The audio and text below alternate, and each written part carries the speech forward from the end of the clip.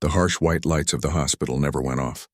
David had been staring at them for so long that he could see their outline even when he closed his eyes. The constant hum of machines filled the room, creating a rhythm that had become the soundtrack of his worst nightmare. His little girl lay in the bed, looking so small against the white sheets. Tubes and wires connected her to machines that beeped and whirred, keeping track of every breath, every heartbeat. Her dark hair spread across the pillow like his late wife used to arrange it before bedtime stories. But now there were no bedtime stories. There hadn't been any for 3 weeks. David rubbed his tired eyes and checked his phone.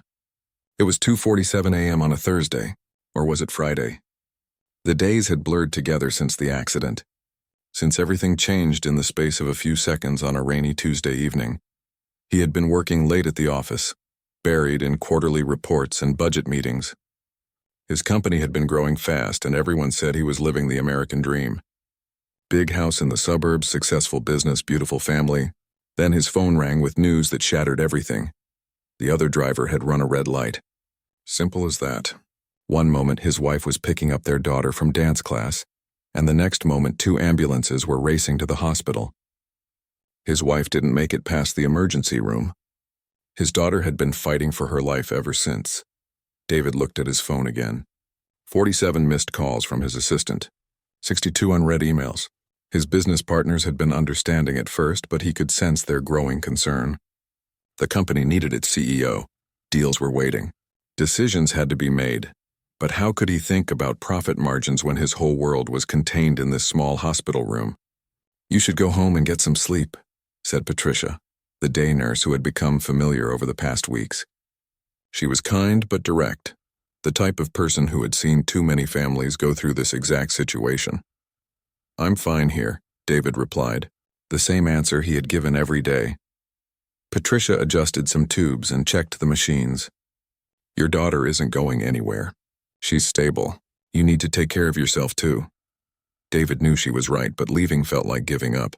What if something happened while he was gone? What if she woke up and he wasn't there? These thoughts had been circling in his mind like vultures for weeks. His sister had tried to help. She brought him changes of clothes, food he barely touched, and gentle lectures about taking care of himself.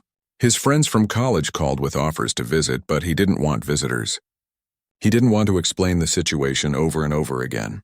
He didn't want their sympathy or their awkward attempts to find something positive to say. The doctors had been honest, but not encouraging. Brain injuries were complicated, they said. Every case was different. Sometimes people woke up after a few days. Sometimes it took months. Sometimes they never woke up at all. Dr. Johnson, the lead physician, had used words like wait and see and cautiously optimistic. But David could read between the lines. He had built a successful business by understanding what people really meant when they spoke carefully. The doctors were preparing him for the worst while hoping for the best. The hardest part was the silence. His daughter had always been a chatterbox. From the moment she learned to talk, she filled every car ride, every dinner, every quiet moment with questions and observations and silly jokes that made him laugh even on his worst days. She wanted to know why the sky was blue, why flowers grew, why some people had different colored skin, why Daddy had to work so much. Now the only sounds were the machines keeping her alive. David pulled out his laptop and tried to focus on work emails, but the words blurred together. His company was in the middle of launching a new product. His team needed approval on marketing campaigns. Investors were asking questions. Everything that had seemed so important a month ago now felt meaningless. He closed the laptop and moved his chair closer to the bed. His daughter's hand was warm but still. He remembered teaching her to ride a bike in their driveway. How proud she had been when she finally managed 10 feet without wobbling. He remembered her excitement about starting first grade.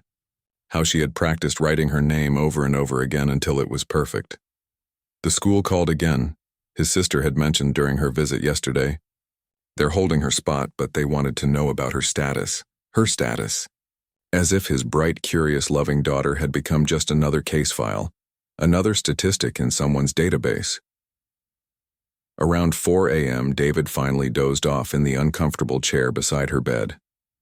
He dreamed about the accident, about rain and sirens and a phone call that changed everything. He woke up with a start, immediately checking the monitors to make sure nothing had changed. The morning shift arrived at 6 a.m., bringing fresh energy and new faces. David recognized most of them by now. There was the cheerful nurse who always hummed while she worked. The serious technician who spoke in medical terms David didn't understand.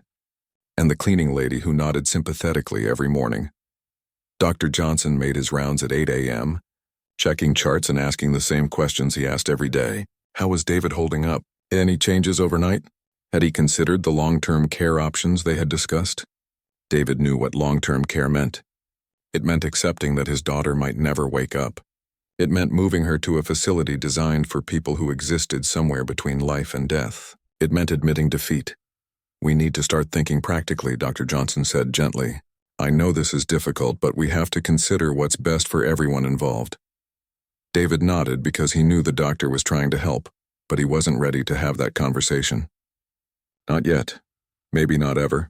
His phone buzzed with another call from his business partner. The company was losing momentum without his full attention. Clients were getting nervous. Competition was gaining ground. David let it go to voicemail like all the others. He looked at his daughter again, searching her face for any sign of change, any hint that she was still fighting. Her breathing was steady but mechanical, assisted by machines that did what her body couldn't do on its own. 3 weeks ago, he had been complaining about quarterly projections and market analysis. Now he would trade every dollar he had ever made for just one more conversation with his little girl. One more question about why the sky was blue. One more terrible joke that made him groan and smile at the same time. The afternoon stretched on like every other afternoon since the accident. Nurses came and went. Machines beeped their steady rhythm. David sat in his chair waiting for a miracle that might never come, holding on to hope that felt more fragile with each passing day. But he wasn't ready to let go. Not yet. Not when letting go meant accepting a world without her voice, her laughter, her endless curiosity about everything around her. So he stayed in his chair, watching the monitors, waiting for change, and wondering how many more days he could keep hoping for the impossible. The night shift always brought a different energy to the hospital. The hallways grew quieter, the lights dimmed slightly, and the constant rush of daytime activity slowed to a gentle hum. David had grown familiar with this rhythm over the past month. He knew which nurses worked which shifts, which doctors made late rounds, and which cleaning crews mopped the floors at 3 a.m. Tonight felt different, though. There was a new nurse he hadn't seen before, someone young with kind eyes and an energy that seemed out of place in the pediatric intensive care unit. She moved through her rounds with purpose, checking on each child with careful attention that went beyond the standard routine. David watched her work from his usual spot beside his daughter's bed. Most nurses were professional but distant, which he understood. They couldn't get emotionally attached to every case that came through these doors. But this one was different. She lingered at each bedside, adjusting blankets that didn't need adjusting, speaking softly to children who couldn't hear her. When she reached his daughter's room, she paused at the doorway longer than the others usually did. "You're here every night," she said quietly, stepping into the room. It wasn't a question. "Someone should be," David replied, not looking away from his daughter's face. The nurse moved around the bed, checking the machines and tubes with practiced efficiency. But David noticed she also did something the others didn't. She gently brushed a strand of hair away from his daughter's forehead, the same way a mother might. "What's her favorite color?" the nurse asked suddenly. David looked up, surprised by the question. "Purple. Everything in her room at home is purple. Her backpack, her lunchbox, even her bicycle." The nurse smiled slightly. "And what does she like to do?" "She loves to draw. And dance. She was coming home from dance class when—" David's voice trailed off. He still couldn't say the words out loud. "Tell me about her dancing," the nurse said, continuing her work but listening intently. David found himself talking, really talking for the first time in weeks. He told her about the recital where his daughter forgot her routine halfway through, but kept dancing anyway, making up moves that had the whole audience laughing and clapping. He talked about the way she practiced pirouettes in the kitchen while he made breakfast, how she insisted on wearing her tutu to the grocery store, how she dreamed of becoming a ballerina like the ones in her favorite movie. The nurse listened to every word, nodding and asking questions that showed she was really paying attention. When David finished, she was quiet for a moment, studying his daughter's peaceful face. "I think she can hear you," the nurse said softly. David felt his heart skip. The doctor said there's no way to know for sure. The doctors know a lot about medicine, she replied, but sometimes they don't know everything about healing. There was something in her voice that made David look at her more carefully. She couldn't have been much older than 25, with the kind of confidence that seemed too mature for her years. I've been working in pediatric care for 2 years, she continued, and I've seen things that don't always make sense on paper. Children who respond to things the medical books say they shouldn't respond to. David leaned forward. What kind of things? The nurse glanced toward the doorway, then moved closer to his chair. Music they loved before the accident. Stories read in familiar voices. Sometimes even scents from home. The brain is more complex than we understand, especially in children. Are you saying there's something more we could be doing? She was quiet for a long moment, clearly weighing her words carefully. I'm saying that maybe the standard approach isn't the only approach. Maybe there are ways to reach her that we haven't tried yet. David felt something he hadn't felt in weeks. Hope. Not the desperate clinging hope that had been keeping him going, but something stronger and more focused. What would that look like? He asked. The nurse checked her watch and glanced toward the hallway again. I work the night shift for the next 2 weeks. If you're willing to try some things that might seem unconventional, I could help, but it would have to be during quiet hours when the rest of the staff isn't around. Why during quiet hours? Because what I'm suggesting isn't exactly standard protocol. Some of the older staff might not understand. They follow the textbooks, which is fine, but sometimes the textbooks don't cover everything. David studied her face, trying to read her intentions. What exactly are you proposing? Sensory stimulation therapy. It's not widely used here, but I've been reading research from other hospitals, other countries. There are documented cases of children emerging from similar states when exposed to specific combinations of familiar sounds, scents, and gentle physical therapy. She pulled out her phone and showed him several articles she had bookmarked. David scrolled through titles about neuroplasticity, sensory response in comatose patients, and alternative therapeutic approaches. The research was real, published in legitimate medical journals. Why isn't this being done here? David asked. Because it's time-intensive, it requires one-on-one attention, and the success rate isn't high enough for most hospitals to invest in it officially. But the cases where it does work. She paused, looking at his daughter. The results can be remarkable. David felt his business instincts kicking in. What's the downside? What are the risks? No medical risks. The techniques are completely non-invasive. The only risk is that it might not work, and you might feel like you got your hopes up for nothing. My hopes are already up, David said. They've been up for a month. At least this way, I'd be doing something instead of just sitting here watching machines. The nurse smiled. The first genuine smile he had seen from any hospital staff since this nightmare began. Then we should talk about what her life was like before the accident. I need to understand who she is, not just what's wrong with her. For the next hour, David found himself describing his daughter in ways he hadn't thought about since the accident. Not as a patient or a victim, but as the vibrant, curious, loving child she had always been. The nurse took notes, asking about favorite songs, bedtime routines, games they played together, foods she loved, even the way she laughed. She has this giggle, David said, that starts quiet and then gets louder and louder until she's practically shrieking with joy. It used to drive my wife crazy during quiet time, but I loved it. It meant she was truly happy. We're going to help her find that giggle again, the nurse said with quiet confidence. As the night shift ended and the morning staff began arriving, the nurse gathered her notes and prepared to leave. Tomorrow night, bring some of her favorite music. And if you can manage it, something that smells like home. A pillowcase from her bed maybe, or a stuffed animal? You really think this could work? David asked. She looked at his daughter one more time, then back at him. I think she's stronger than anyone realizes, and I think she's waiting for the right invitation to come back to us. After she left, David sat in his chair feeling something he hadn't experienced in weeks. Purpose. For the first time since the accident, he had a plan that went beyond simply waiting and hoping. Someone believed his daughter could be reached, and more importantly, someone was willing to help him try. He looked at his phone and realized he actually wanted to go home for a few hours. Not to escape, but to gather the things his daughter would need for her journey back to them. David arrived at the hospital that evening with a small bag he had never thought he would need to pack. Inside was his daughter's favorite purple pillowcase, still carrying the faint scent of her strawberry shampoo.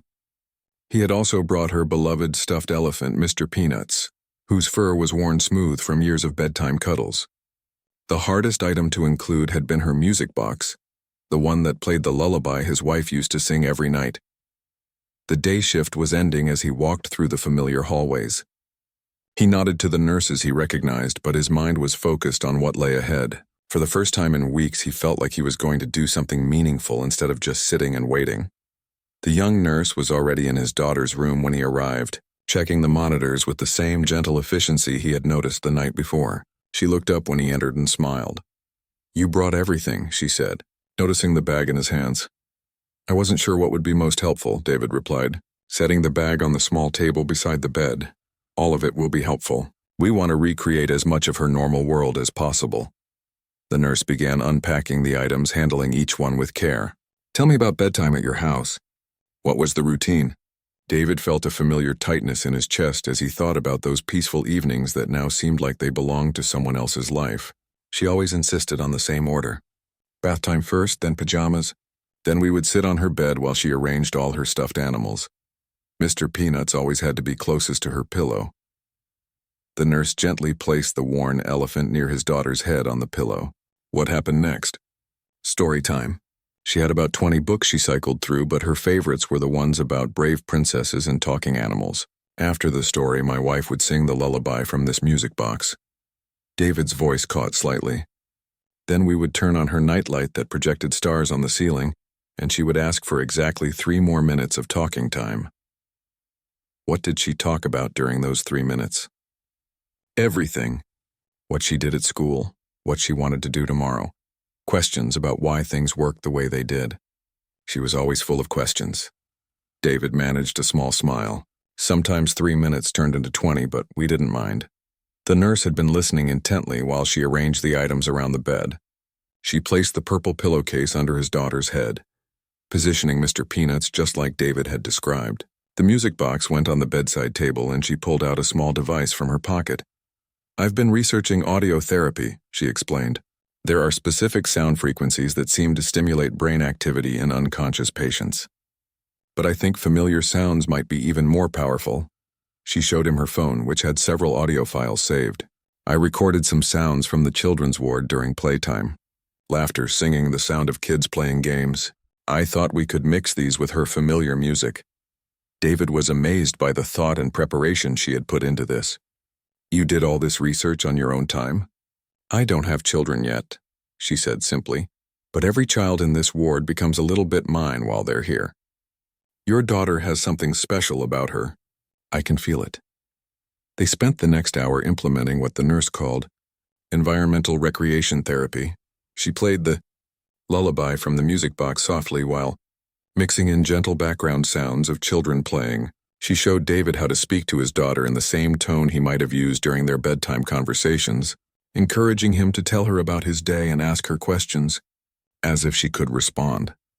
The research suggests that familiar voices processing familiar information can create neural pathways that bypass damaged areas, the nurse explained.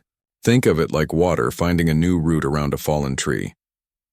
David found himself falling into a rhythm he hadn't experienced since before the accident. He told his daughter about the weather outside, about how her dance teacher had called to ask about her, about the new puppy their neighbor had adopted. He asked her what she thought about each piece of news, leaving pauses as if waiting for her responses. The nurse watched carefully, taking notes about any changes in his daughter's breathing patterns, heart rate, or facial expressions. She had set up a small journal where she documented everything with precise timestamps. "Look at this," she said after about an hour, showing David her notes. "When you started talking about the neighbor's puppy, her heart rate increased slightly, and when the lullaby played for the 3rd time, there was a tiny change in her breathing pattern." David leaned forward to study his daughter's face more carefully. "Are you sure? I don't see anything different. The changes are subtle right now, but they're there. Her body is responding to these stimuli in ways it wasn't responding before." The nurse's excitement was carefully controlled but unmistakable. "We need to be patient and consistent. This isn't going to happen overnight." Over the following nights, they established a routine. David would arrive each evening with updates about the outside world, and stories from his daughter's friends at school. The nurse would carefully orchestrate the sensory environment, adjusting sounds and scents based on what seemed to produce the strongest responses. By the third night, other staff members began to notice their activities. Patricia, the day nurse David had gotten to know well, questioned him about the new items in the room. "We're just trying to make her more comfortable," David explained, not wanting to get the young nurse in trouble. Patricia's expression was skeptical but not unkind. "Just remember that false hope can be more painful than no hope at all." David appreciated her concern, but something had shifted inside him. This wasn't false hope. This was active participation in his daughter's recovery. Whether or not it worked, he was finally doing something that felt meaningful. The young nurse seemed unfazed by the attention their project was receiving. "Some people need to see dramatic changes before they believe anything is happening," she told David. "But healing doesn't always look dramatic. Sometimes it's just a series of tiny improvements that add up to something bigger." On the fourth night, David brought his laptop and showed his daughter photos from their last family vacation. They had gone to the beach, and she had spent hours building sandcastles and collecting shells. As he scrolled through the pictures, describing each one in detail, the nurse noticed something that made her pause. "Her left hand just moved," she said quietly. David looked down at his daughter's hand, which appeared completely still. "I don't see anything." It was very slight. Just her pinky finger, and only for a second. "But it happened when you were talking about the sandcastles." They continued the photo session, and David swore he saw a tiny movement near her eyes, as if she was trying to open them but couldn't quite manage it. "Should we call the doctor?" David asked. The nurse shook her head. "Not yet. These movements could be involuntary. We need to see patterns, repeated responses to specific stimuli. If we call attention to this too early, they might ask us to stop what we're doing." David understood. They were operating in a gray area between official medical protocol and experimental therapy. The young nurse was taking a risk by helping him, and he didn't want to jeopardize her job. "How long do we continue before we know if it's working?" he asked. "Give me 2 weeks," she said. "If we don't see significant progress by then, we'll try a different approach. But I have a feeling we're on the right track." As David prepared to leave that night, he felt more hopeful than he had since the accident. Not the desperate hope of a father clinging to impossible dreams, but the focused hope of someone who had found a path forward. For the first time in a month, he was excited about tomorrow. David's hands were shaking as he pressed the call button. It was 2:17 a.m. on their 7th night of therapy sessions, and something incredible had just happened. His daughter's fingers had definitely moved not once but 3 times, and each movement had happened when he sang the lullaby her mother used to sing. The young nurse rushed into the room, followed by Patricia, who was covering the night shift rotation. David could barely contain his excitement as he explained what he had witnessed. "She moved her fingers every time I got to the chorus," he said, his voice thick with emotion. "It wasn't random. It was the same part of the song 3 times in a row." The nurse immediately began checking the monitors while Patricia examined his daughter more closely. David watched their faces, searching for confirmation that he hadn't imagined what he had seen. "Her vitals show increased activity," the nurse said quietly, studying the readouts. "Heart rate elevated, brainwave patterns showing more variation than usual." Patricia was more cautious. "Involuntary movements aren't uncommon in these cases. We need to be careful not to read too much into isolated incidents." But David could see something in Patricia's eyes that hadn't been there before. Curiosity, maybe even a hint of hope. She had been working in this unit for 15 years and had learned to manage expectations, but she couldn't deny what the machines were showing. "What do you want to do?" the nurse asked David. "Sing it again," he said without hesitation. David began the lullaby his wife had sung every night for 6 years. His voice was rough from lack of sleep and overwhelming emotion, but he pushed through each familiar word. When he reached the chorus, all 3 of them watched his daughter's left hand intently. Her pinky finger twitched, followed by her ring finger. It was subtle but unmistakable. Patricia stepped closer to the bed. "Do it one more time, but change something. Sing a different song." David chose a nursery rhyme his daughter had learned in preschool. He sang it with the same gentle tone, watching her face and hands for any response. Nothing happened. "Back to the lullaby," Patricia instructed. Once again, when David reached the familiar chorus, his daughter's fingers moved in the same pattern. Patricia made notes on her clipboard. her expression shifting from skepticism to professional interest.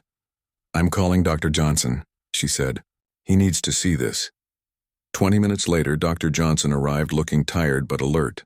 David had worked with enough professionals to recognize the look of someone trying to manage expectations while investigating something potentially significant. The doctor listened to Patricia's report, reviewed the monitor readings, and asked David to demonstrate the response again. This time, when his daughter's fingers moved during the chorus, Dr. Johnson was watching closely enough to see it himself. "Fascinating," he murmured, making his own notes. "The response appears to be specifically triggered by that melody. Have you tried other familiar songs?" They spent the next hour testing different pieces of music, different stories, and different voice patterns. The response was consistent and specific. The lullaby her mother had sung produced finger movements every time. Nothing else did. "This suggests retained auditory processing and emotional memory connection," Dr. Johnson explained to David. "Her brain is recognizing something deeply familiar and responding to it. This is actually quite remarkable." The young nurse, who had been quietly documenting everything, spoke up. "We've been working with sensory stimulation therapy for the past week. This is the strongest response we've seen so far." Dr. Johnson looked surprised. "Sensory stimulation therapy? That's not part of our standard protocol here." David felt his stomach drop. He didn't want to get the nurse in trouble, but he also didn't want to lie to the doctor who was treating his daughter. "I asked her to help me try some different approaches," David said carefully. "I've been researching alternative therapies, and she was willing to assist." Dr. Johnson looked at the nurse with an expression that was hard to read. "What exactly have you been doing?" The nurse pulled out her detailed journal and explained their approach. She showed him the research articles she had compiled, the careful documentation of responses, and the gradual progression they had been following. David was impressed by how thoroughly professional she sounded as she presented their work. "This is quite comprehensive," Dr. Johnson admitted after reviewing her notes. "And the results you're documenting are interesting. But I have to ask why this wasn't brought to my attention earlier." "Because we weren't sure it would work," the nurse replied honestly. "And because some alternative approaches aren't always well received by traditional medical teams." Dr. Johnson was quiet for a moment, clearly weighing multiple considerations. "The response we just witnessed is the most significant neurological activity we've seen since she arrived. If your methods contributed to this breakthrough, then we need to understand how and why." David felt a wave of relief. The doctor wasn't shutting down their efforts. Instead, he seemed genuinely interested in learning from them. "What I'd like to do," Dr. Johnson continued, "is formally document these sessions and expand the approach slightly. We'll bring in our neurological team to monitor her responses more precisely, but I want to continue with what you've been doing, because it appears to be working." Over the next 3 days, the hospital room transformed into something resembling a research lab. Additional monitoring equipment was brought in to track brain activity, muscle responses, and autonomic functions. The young nurse found herself presenting her methods to senior medical staff, who had initially been skeptical, but were now paying close attention. David's daughter began showing more frequent responses. Her fingers would move during the lullaby, her breathing would change when he read her favorite stories, and her heart rate would increase when he played recordings of children laughing. Most remarkably, she began showing what appeared to be attempts at facial expressions when he talked about specific memories they had shared. "Look at this," the nurse said during their 4th night of enhanced monitoring. "When you mentioned her dance recital, the muscles around her eyes contracted slightly. She might be trying to smile." Dr. Johnson reviewed the data each morning with growing interest. "Her brain activity is becoming more organized and purposeful. Whatever connection you've established, it's strengthening." The breakthrough came on their 10th night of therapy. David was telling his daughter about a funny thing that had happened at her school when her eyes suddenly fluttered. Not the random movement they had occasionally seen before, but a deliberate attempt to open. "Keep talking," the nurse whispered urgently, adjusting the monitoring equipment. David continued his story, his heart racing as he watched his daughter's face. Her eyes fluttered again, longer this time, and for just a moment they opened slightly before closing again. "Did you see that?" David asked, barely able to breathe. "We all saw it," Dr. Johnson said. He had been spending more time in the room lately, fascinated by the progress they were documenting. Her brain activity is showing patterns we associate with emerging consciousness. She's trying to wake up. The young nurse was beaming as she made notes in her journal. 10 days ago, she wasn't responding to anything. Now she's actively attempting to regain consciousness. The progression is exactly what the research suggested was possible. David felt tears streaming down his face as he looked at his daughter. For the first time since the accident, she looked like she was truly present, like some essential part of her was finding its way back to the surface. "What happens now?" he asked. "Now we keep doing exactly what we've been doing," Dr. Johnson replied. "And we prepare for the possibility that your daughter is going to wake up very soon." As David drove home that morning, he realized that somewhere along the way, his relationship with hope had completely changed. It was no longer the desperate hope of a man clinging to impossible dreams. It had become the confident hope of someone who had seen miracles happen through patience, dedication, and the willingness to try something different. David was reading Charlotte's Web aloud when it happened. He had chosen the book because his daughter had always loved the friendship between Charlotte and Wilbur, and he was reading the part where Charlotte explains how she became Wilbur's friend. His voice was steady and calm, the way it had been during hundreds of bedtime stories over the years. "But I like you," he read in Charlotte's voice, making it slightly higher pitched the way his daughter always requested. "I think you're terrific." That's when he heard it. A small sound, barely more than a whisper, but unmistakably real. "Daddy?" David's hands froze on the book. His heart stopped for what felt like an eternity, before exploding into a rhythm so fast he thought he might faint. He looked up from the pages to see his daughter's eyes open, actually open, looking directly at him with recognition and awareness. "Daddy, why are you crying?" she asked in a voice that was weak but completely, wonderfully familiar. David couldn't speak. 6 weeks of hoping and praying and refusing to give up had led to this moment, and now that it was here, he found himself speechless. Tears were streaming down his face as he reached for the call button with shaking hands. "Hey, baby girl," he finally managed to say. "How are you feeling?" "Tired," she said, trying to sit up slightly. "And confused." "Where's Mommy?" David's heart broke all over again. In all his preparation for this moment, he had somehow forgotten that his daughter didn't know what had happened.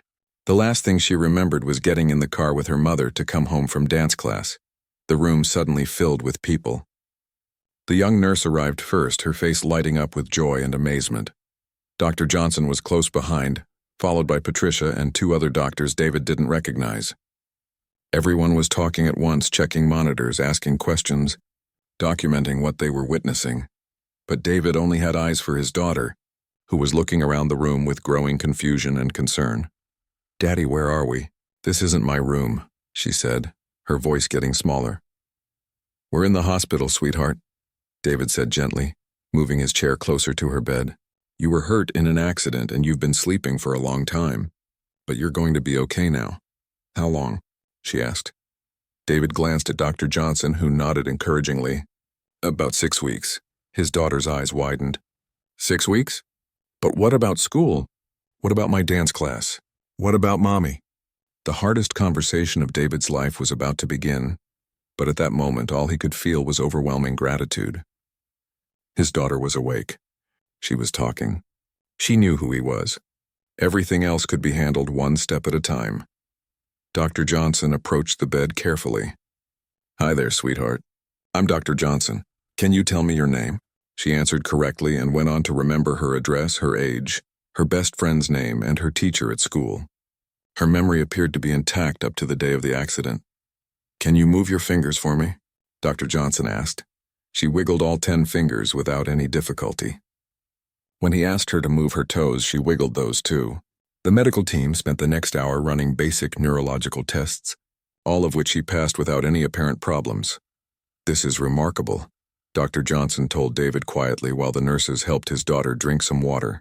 "Based on the severity of her initial injury, we were prepared for significant cognitive or physical impairments.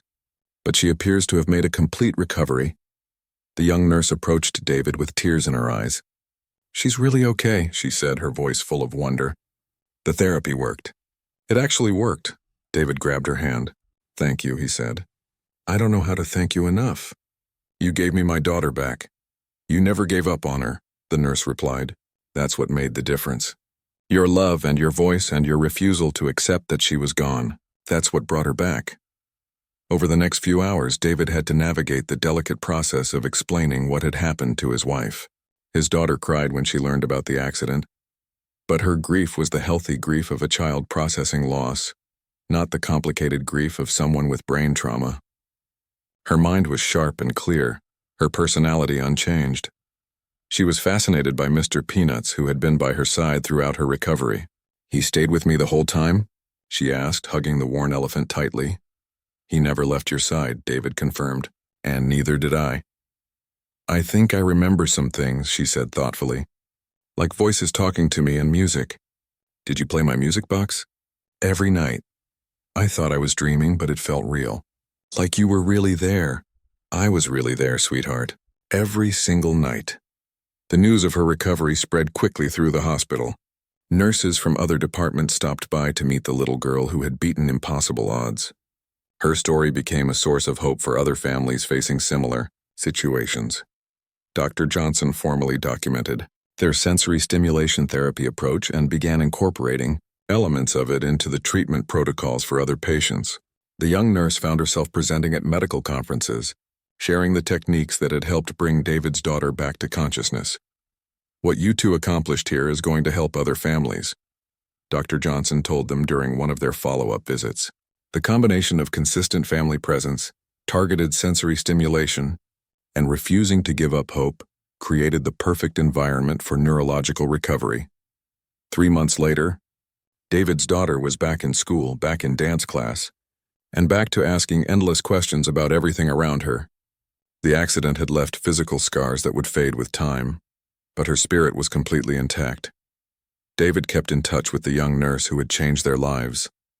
Her willingness to think outside traditional medical approaches had not only saved his daughter, but had also opened new possibilities for treating similar cases. The hospital eventually hired her as a specialist in pediatric sensory therapy. "I learned something important from your family," she told David during one of their conversations. "Sometimes the most advanced medical technology isn't as powerful as simple human connection and love." 6 months after waking up, David's daughter asked him about the time she was asleep. "Did you really stay with me every night?" she asked. "Every single night. Even when you didn't know if I would wake up?" "Especially then." She was quiet for a moment, processing this information with the seriousness that children sometimes bring to big concepts. "I think love is stronger than being asleep," she said finally. David smiled, remembering all those nights when hope felt impossible and staying felt pointless. "I think you're right, sweetheart. I think love is stronger than almost anything." As he tucked her into her own bed that night in her own room filled with purple decorations and dance trophies, David reflected on how much their lives had changed. The grief for his wife would always be part of their story, but it no longer defined their entire future. His daughter was alive, healthy, and full of the same curiosity and joy she had always possessed. And he had learned that sometimes miracles don't come from divine intervention or medical breakthroughs, but from the simple decision to never stop believing in the people we love. The young nurse had been right about one thing: healing doesn't always look dramatic. Sometimes it's just a series of small acts of faith that add up to something extraordinary.